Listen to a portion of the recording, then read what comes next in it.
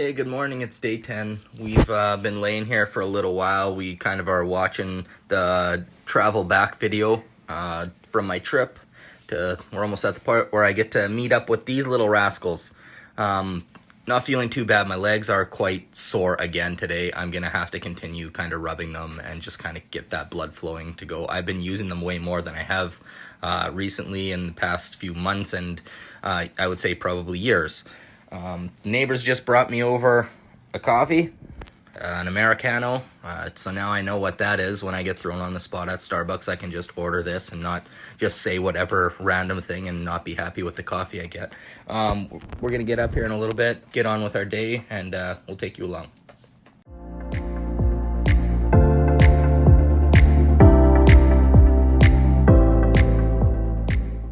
Alright, so here I'm going to talk about my latest washroom experience. For those of you who aren't really interested in hearing anything about that, it's nothing too crazy, but you can just fast forward maybe 20-30 seconds. I'm just going to kind of explain what I did and what kind of did help me kind of relieve some pressure off that. So I did have to earn that one quite a bit more than I have in the last kind of week or two. I did notice that when I was pushing, if I would put my hand, if I would sit down and put my hand here and push in, that I was actually able to push out a little more. Without that, the pressure on here is just really, really bad.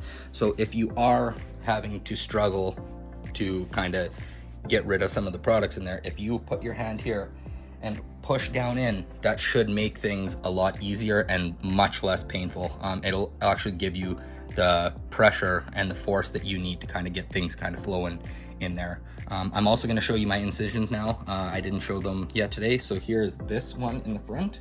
It's looking much better. Definitely able to touch it a lot easier now. It is a very, very tight and tough in here, so I'll continue with those scar mobilizations. And here is the back side.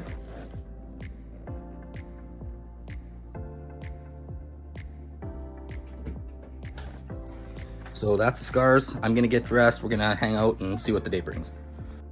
All right, I'm just sitting here in the bed. Just ran off to Costco. The girls are kind of occupied in the living room there.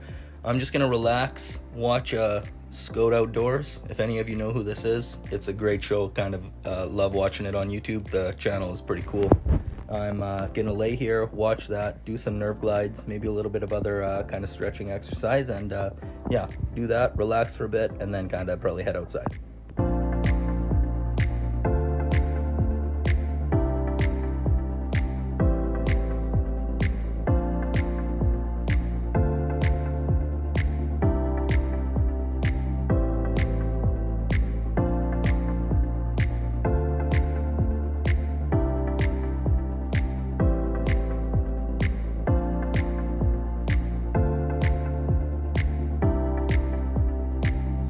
Okay, so I'm gonna do some other stretches. They're not necessarily called nerve glides or in that family. They're just a kind of a stretch itself.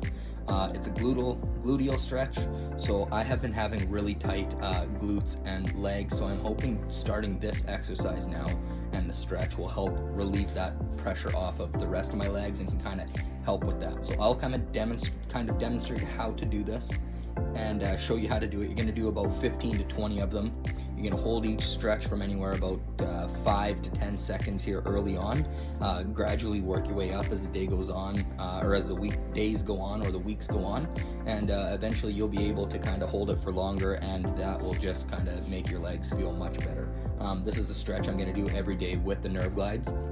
So I'll lay down, demonstrate how to do it, and kind of show you where the pain and pulling should be. You're going to lay down. You're going to keep one leg straight and put your other heel kind of just on the outside of your kneecap and balance it there.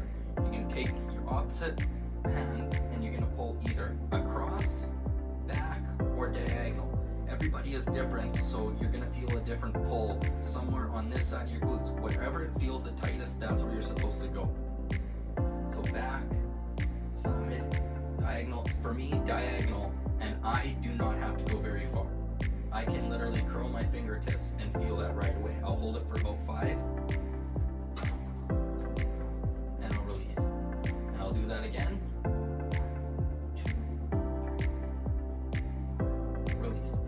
that about 15 to 20 times.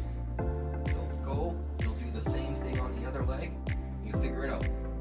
Across, back, diagonal. Again, diagonal for me feels a little bit better. So I'll grab, I'll pull back. 1, 2, 3, 4, 5, and I'll release. I'll do it again.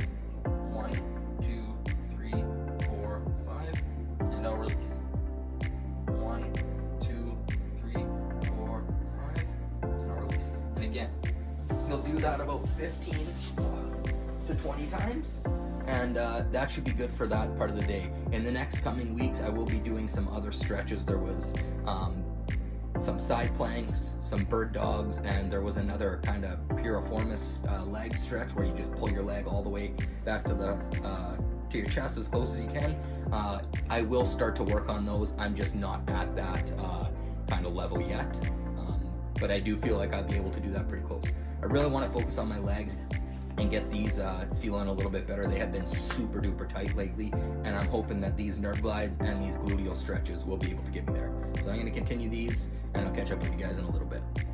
Hey, good morning again. So I've got the kids fed, just got back from Costco. I ended up actually putting all the groceries away myself. She did put some of the heavier stuff away, took some stuff downstairs, and we got that all put away.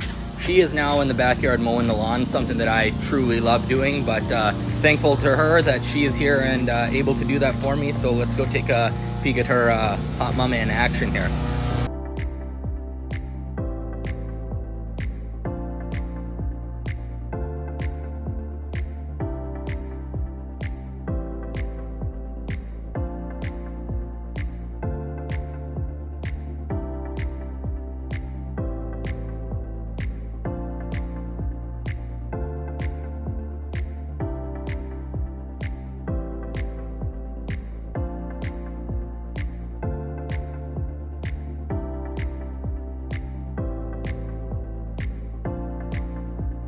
So I wanted to make a video of our backyard and kind of explaining what I all did, what I was able to do before my injury, and kind of what I was not able to do, and just kind of explain that a little bit. So I'll walk you through the yard here.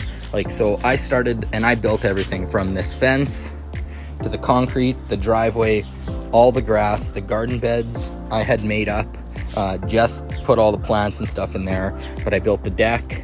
I mean, every single thing here, the ties, the playhouse, the patio, every single thing back here I built from the time we bought the house and until I was injured about 5 years ago in August of 2020. Like every single thing here I was able to do on my own. That goes to show you how physically active I was. Like I hand dug this out. There was a big giant tree right here. Just every single thing back here was made by me on evenings and weekends for probably about 4 years up until I was injured. And until that injury, I was then not able to do a single thing back here anymore. And all I really was able to do was kind of, I guess, enjoy it at that point. I am still somebody who enjoys doing this kind of work. Mentally, I have not checked myself out of there yet, but hopefully in the coming years, I will be able to get back to doing stuff like this. I used to do concrete work, I used to paint, I used to do landscaping, I used to be very hands-on, and I hope to kind of get there one day with limitations for sure. Not going to do anything to the extent that I did before, but to do something hands-on and see a project from start to finish and totally change in that amount of time is something that I'd like to get back to doing. I just thought I'd show you a little insight of what I was able to do so people can fully understand that I was very, very active before, and then for 5 years up until this procedure, I was basically bed or chair ridden for the better part of those years. So I'm very happy I've got this procedure. Still very long way to go, but hoping, as I mentioned, to kind of get on with life and eventually be able to do some sort of work in the future. Alrighty, we'll let you go. Take care, and we'll catch up with you in a little bit. So I brought the kids here to a birthday party. It's something that I am not usually able to do. I usually have to miss out on these things, but I have been able to go to these with them. So I've been really taking advantage of that. We're just here at a spray park, and It's been pretty cool to be able to join them on this and spend some time here with them. Are you having fun?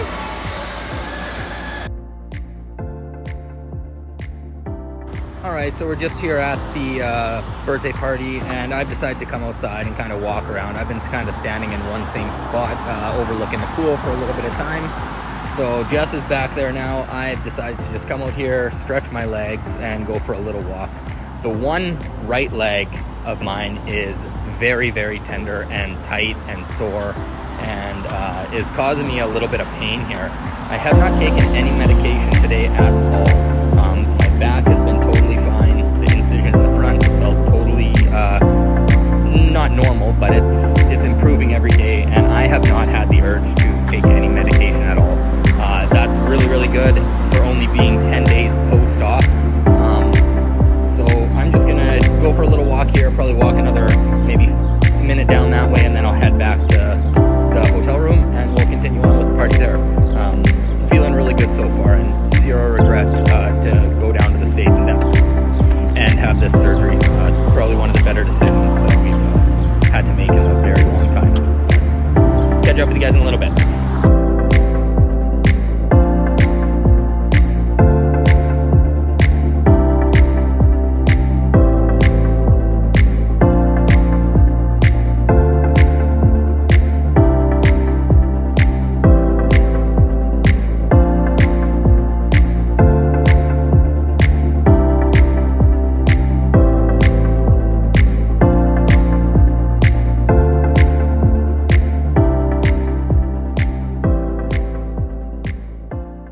All right, it is a breakdown and update video of being 10 days post-op. So I had my surgery on the 26th of June. That was last Thursday, and it's now Sunday. So we're 10 days post-op, and I am feeling actually really, really good. I do have some surgical pain still. I do have some leg pain, which is just, I believe, from my muscles and my legs being used much more than they have been in the last, say, 2 to 5 years. I have been standing and walking more the past 2 days than I have in a very long time, which is probably contributing to some of that leg pain that I'm having. So I'm going to break down what kind of has been going on since I went to Virginia to have the surgery and kind of where I am at now. So as I mentioned, it was Thursday I had the surgery. I flew in to Virginia on the Tuesday. I had post-op or pre-op appointments, imaging, and some testing to do. The surgery was on the Thursday. I woke up from surgery, and I didn't even know that I had the surgery. I had to ask the nurse if I had the surgery, and she said, yep. And then after a couple minutes, I did feel the incision pain in the front of my stomach, where they went and did the procedure from. And I didn't have any back pain at all. No bone pain, no screw pain, no disc pain, no incision pain at all. I stayed in the hospital for about 1 day, and I was cleared from physio and the nurses and discharged within 24 hours. So I got to the hotel, and I was able to do basically everything on my own. I was barbecuing the next day. I was walking. I was basically self-sufficient and able to do everything on my own with limitations and being very cautious.